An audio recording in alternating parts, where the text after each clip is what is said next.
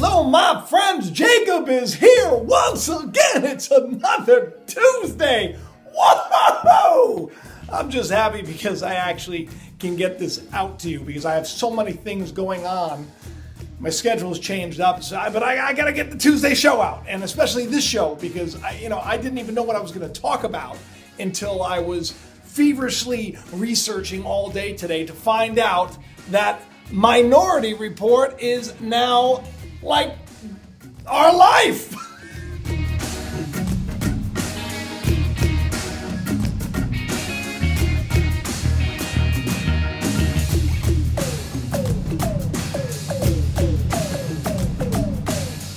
Minority Report, pre-crime. That's right, because cameras everywhere, connected to computer algorithms that are artificially aware that basically can now tell the government, the authorities, that you're about to commit a crime. And nothing to worry about, right? Because we can't be held accountable for thought crimes. Well, guess what? Today, the info is out. In Japan, that is now going to be law.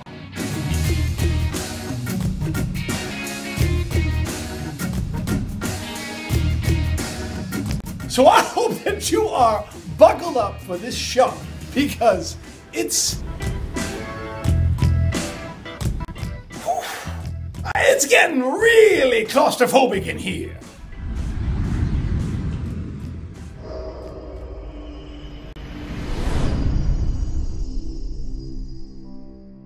I want to start this show by saying this is not a reason for all of us to be freaking out. This is just really crazy. We already know we're being spied on a regular basis. We already know that everything from our microwave to our dryer to anything that has access to some kind of audio device, any kind of voice command, whether it's Amazon, whatever, or the Google Home or whatever, it's non-stop spying on us. And we know this. We know that our TVs can turn off and they look like they're off, and yet while we're sleeping, the NSA can turn back those TVs on and spy on us.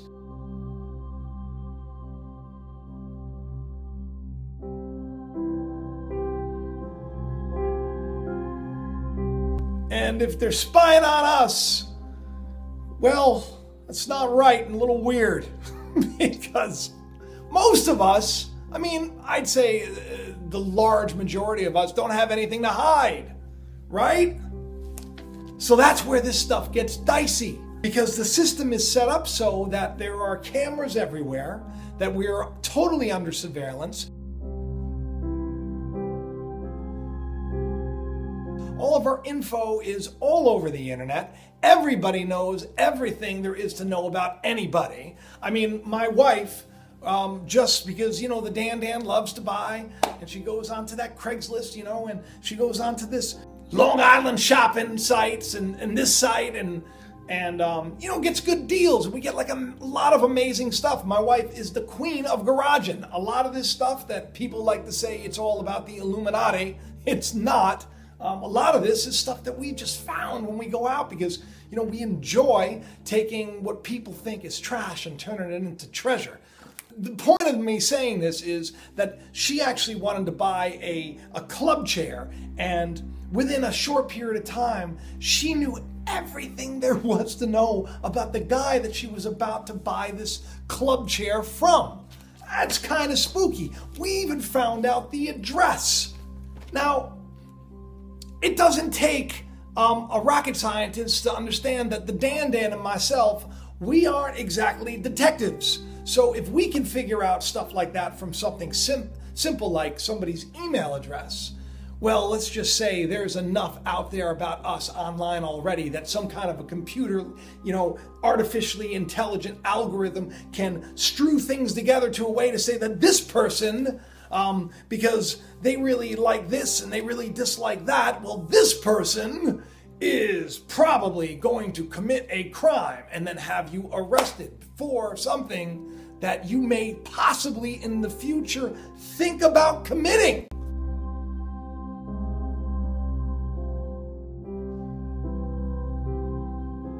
I know it sounds nuts, but that's basically what this bill in Japan is.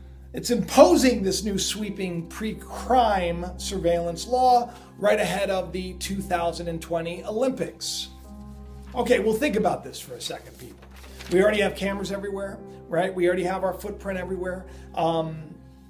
Basically, you take an artificially aware program and you give it the job to basically analyze all of this information, and it's going to spit out names or numbers and possible crimes, right? They had stuff at the airports right now where they have computer programs that let me read this to you.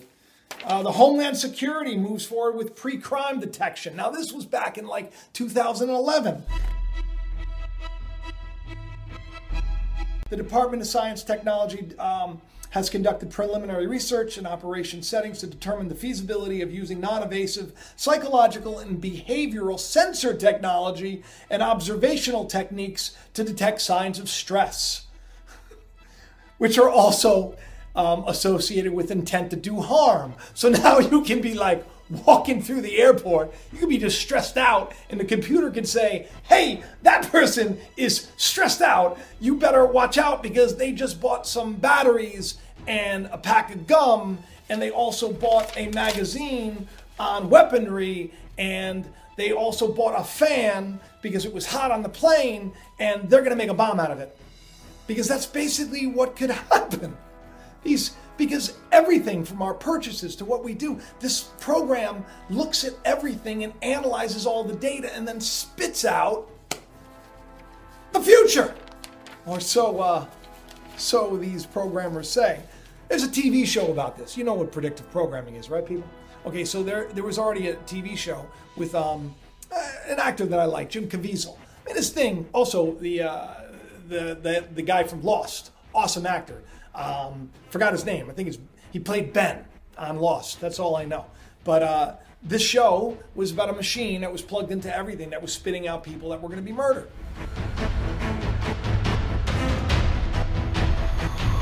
So, we've already been pre-programmed for this. We've already been basted in the oven of the New World Order. We've already been primed and ready to accept this.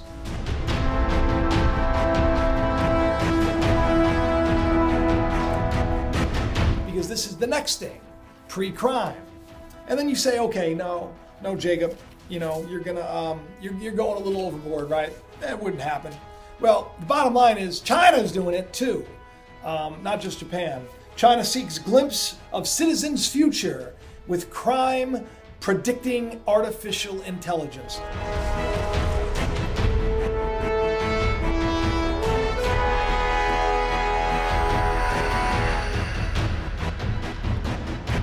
That's right, China, they have decided that they're going to be the forefront, the leaders in AI, that's the way it's going to be.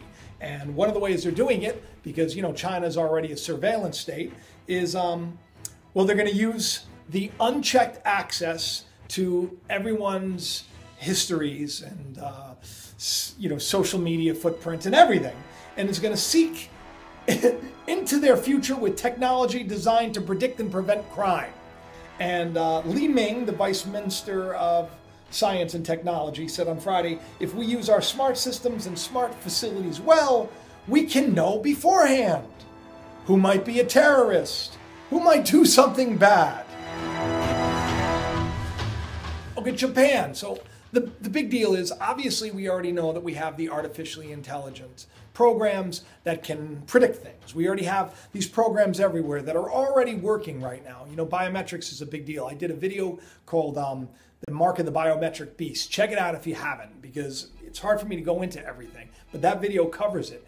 And I had said that within a short period of time, we were going to basically see biometrics everywhere, and that's the case. Right now, in the airports, you have to use your fingerprints, and somewhere they're getting iris scans. It's already in the prisons. But so Japan, now this is the next step, right? So you have the cameras everywhere, you have the footprint, you have everybody's history. So now you got to create a law where it's okay to actually, arrest someone for a thought crime. Okay, so everything's been set up right now. They're already using information, and they're spitting out, this person could possibly do this person could possibly do that. But Japan just passed a bill that said that you can actually arrest someone for,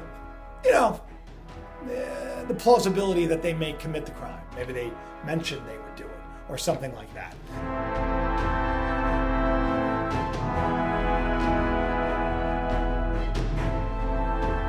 They're saying that these precautions that they're taking are Orwellian at best and totalitarian at the worst. And they have many proponents of freedom concerns. Okay, so under this bill, under this bill, terrorist group or criminal organizations could be punished for planning of something like 277 crimes, which range from arson to copyright violations.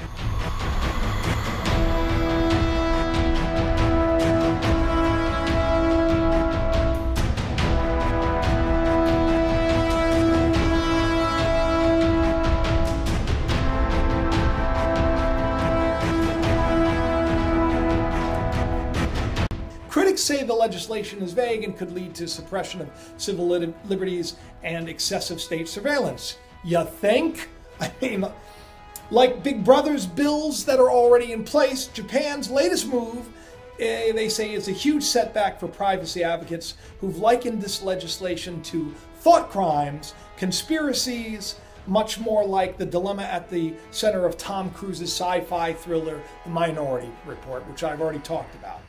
The intent to commit a crime is certainly not the same as committing that crime, and by blurring that line, many global citizens are concerned about setting a dangerous precedent for international authorities. Listen, right now in China, if you jaywalk, you're going to get a ticket.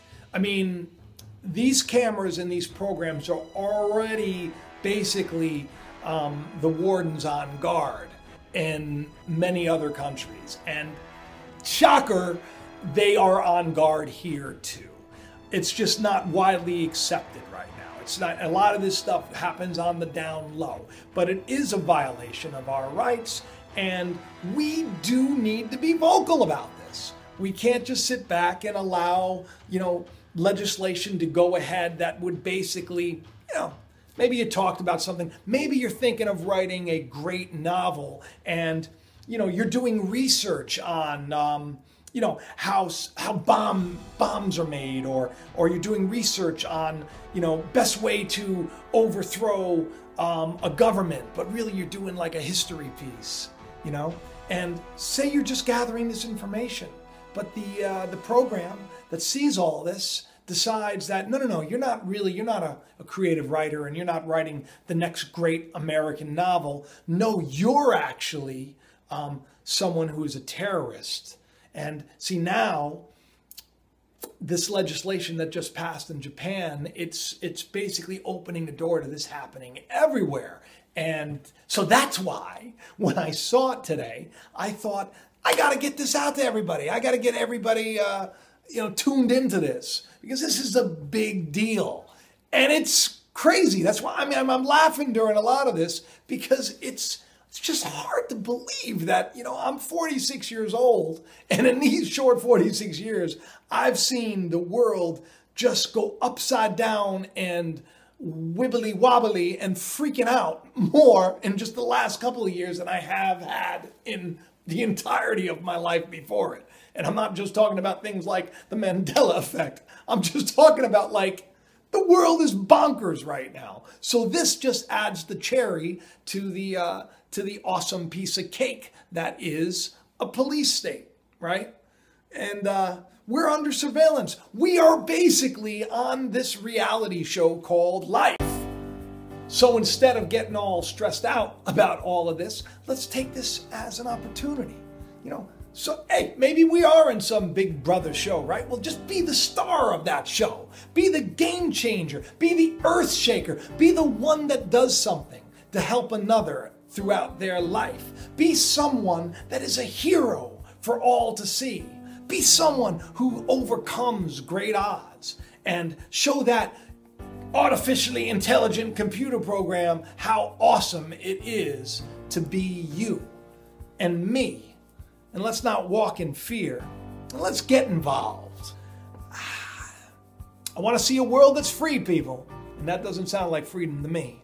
So remember, you can be in this world and you can not be of it. And if you're not of it, then you are free indeed to be awake and to see and to keep yourself engaged and understand that what you do to others, you actually get in return. You have more power than you know. This motion picture called life that's going on, this really interesting one that I bring all these cool ideas to you each week and talk about. This is like a great movie, isn't it? And we're all part of it. Right? We're the ones that are waking up to a new day. We're the ones that are going to change the future for others. Now, that's a great thing. So isn't it interesting that every camera of the world is on us at this very moment in time? So don't be scared. Rejoice. And again, I say rejoice. And I love each and every one of you. Please do subscribe, share the video around. And I just thank you for being you. I love each and every one of you. I'll see you next week. Bye-bye.